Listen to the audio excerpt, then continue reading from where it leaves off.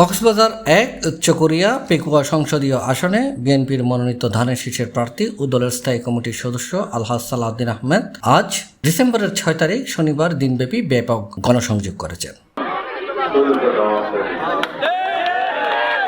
দিনের কর্মসূচির অংশ হিসেবে তিনি চকরিয়া উপজেলার ইসলামনগর ও কাকারা ইউনিয়নের বিভিন্ন এলাকায় সাধারণ মানুষের সঙ্গে কুশল বিনিময়, গণসংযোগ ও মত বিনিময় করেন।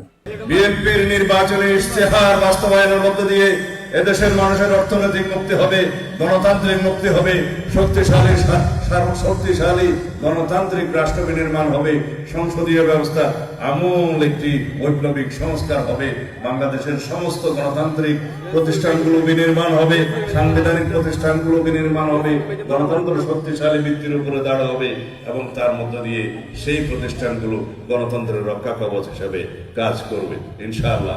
এই সময় সালাউদ্দিন আহমেদের সঙ্গে আরও ছিলেন চকরিয়া পেকুয়া আসনের সাবেক এমপি অ্যাডভোকেট হাসিন আহমদ, চকরিয়া উপজেলা বিএনপির সভাপতি এনামুল হক, সাধারণ সম্পাদক মোবারক আলী সহ দলের বিভিন্ন অঙ্গ ও সহযোগী সংগঠনের নেতাকর্মীগণ। গণসংযোগকালে সালাউদ্দিন আহমদ ধানের শীষের পক্ষে ভোট প্রার্থনা করেন। পাশাপাশি তিনি বিএনপির চেয়ারপারসন বেগম খালেদা জিয়ার আশু সুস্থতা কামনা করে সবার কাছে দোয়া চান।